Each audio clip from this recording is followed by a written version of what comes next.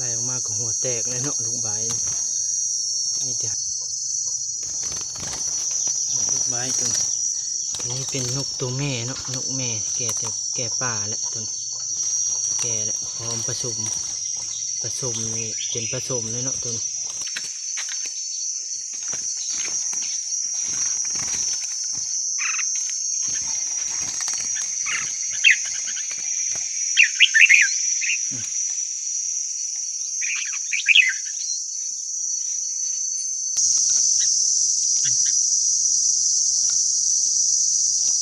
ต้องเฮ็ดอันนี้เนาะนกลูกใบนะ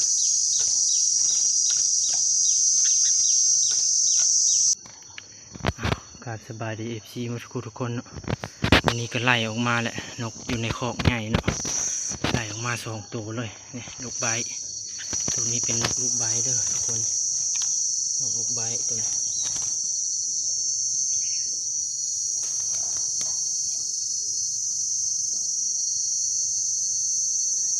ไล่ออกมาก็หัวแตกเลยเนาะลูกใบนี่จะหาปล่องออก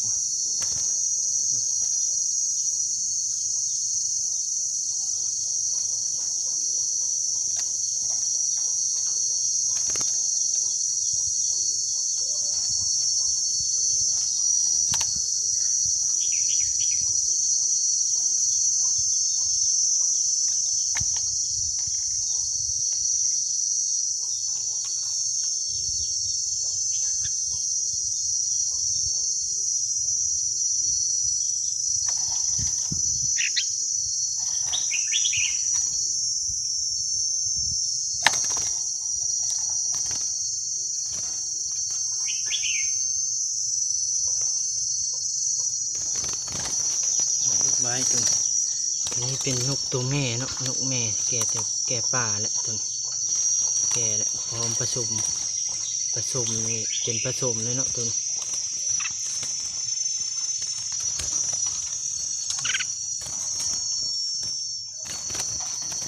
แก่ป่าแล้วตัวนี้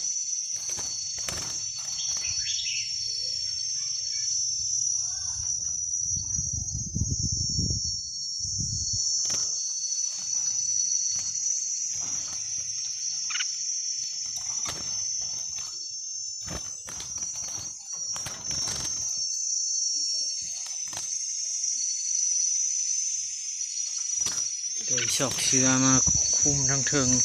ตัวนี้ก็จันหัวมันสิแตกทุกคนเอาเชื้อไปคุ้มทั้งหัวมันก็เนาะ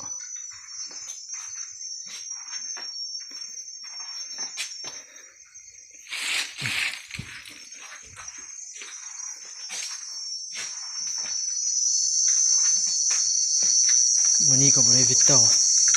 นกต่อฮะ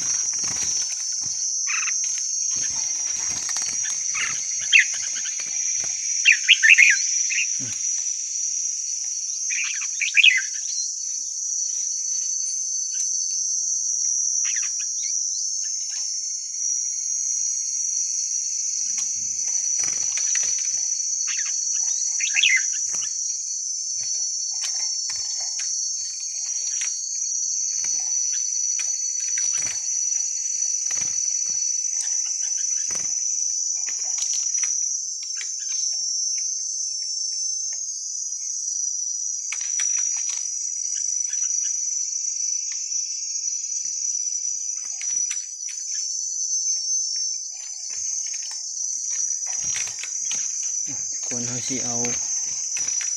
เสือปิดเทิงก่อนเสือใส่เทิงก่อน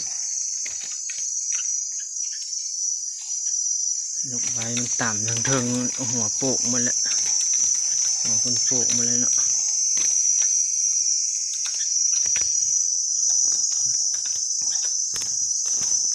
งามอยู่ลูกใบตัวนี้เป็นตัวผู้เนาะใหญ่ดี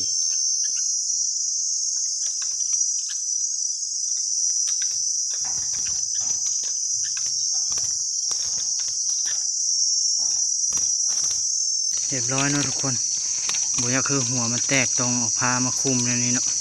คุมทางเทิงเพราะว่าเป็นตะนางเป็นคอกเล็กเนาะเป็นกรงเล็กต้องเฮ็ดในนี้นกลูกใบนะนกลูกใบเนาะเพราะว่าเป็นนกลูกใบตัวนี้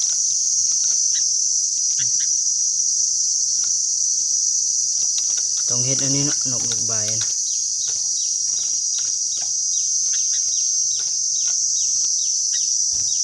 ใบแกมขาวแกมยังบัวแดงนะ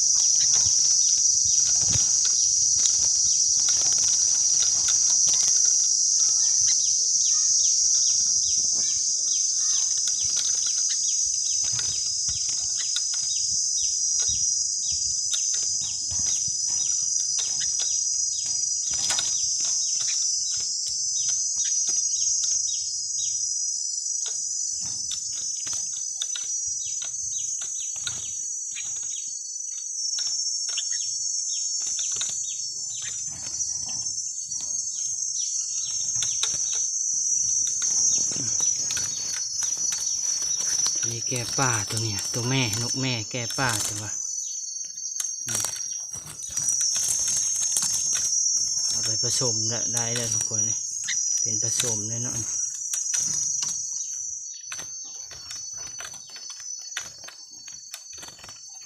นกต่อก็ดีแท้ดีว่า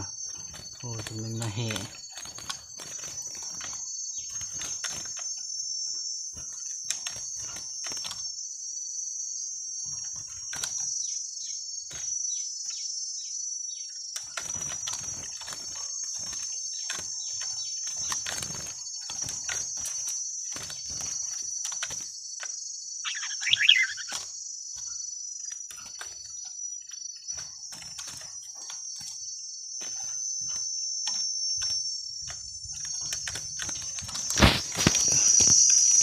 เอานกลูกใบไปเกาะไว้กองไม้ก่อนทุกคน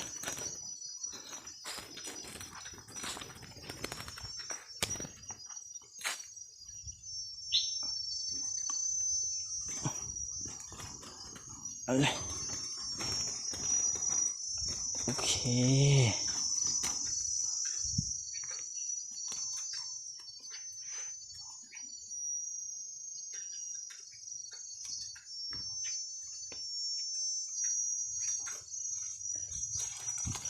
อย่าให้มันออกมาอยู่กรงมันกินหัวอาหารเลยเนาะเขาปล่อยน้ำนกตัวแม่นกแม่เขาก็ไล่ออกมาเลย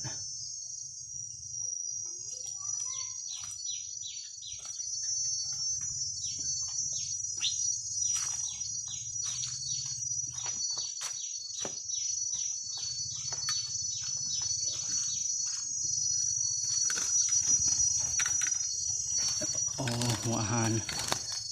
นกฟูนี่หมดเลยเนาะมีแต่เม็ดน้อย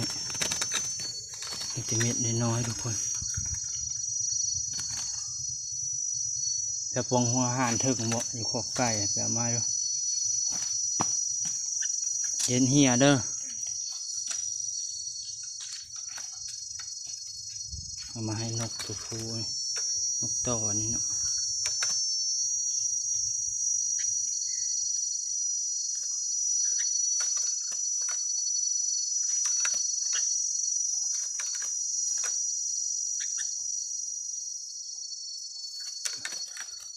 เกาะไว้อยู่นะพอมันกินหัวอาหารแล้วเขาก็แยกมันนะฝึกให้ตัวนี้เนาะสอนกินหัวอาหารให้มันอยู่บนตัวนี้พอมันกินหัวอาหารก็ไล่ออกมาใส่กรงแล้วนี่เนาะ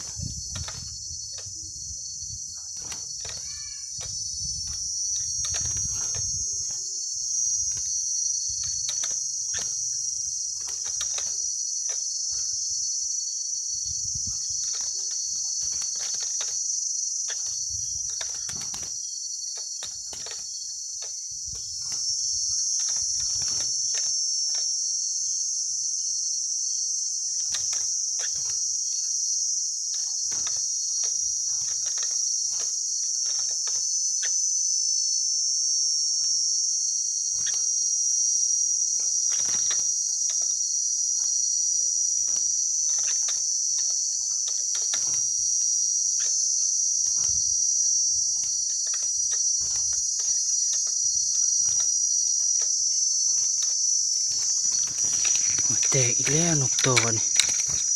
จะมาแห่แตกตลอดหัวเพิ่นความแห่เป็นที่หนึ่งสิมา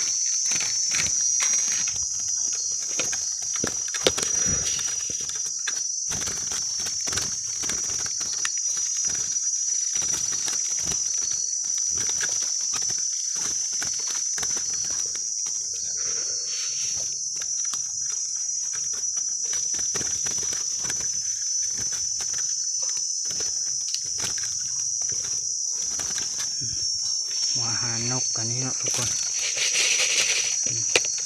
ไก่เมืดแล้วมันตีเต็มเลย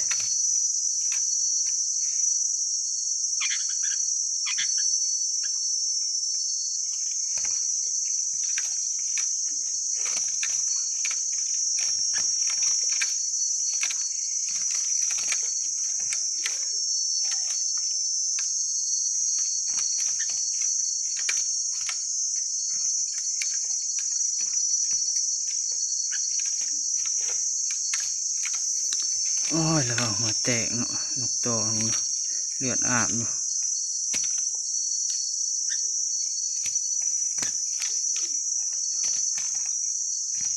บุคุณอยู่นะ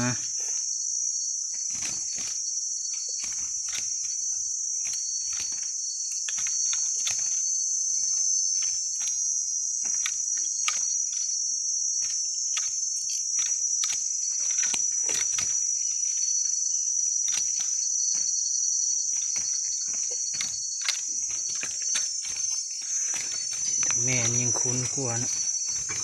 หัวไว้แตกได้ตัวแม่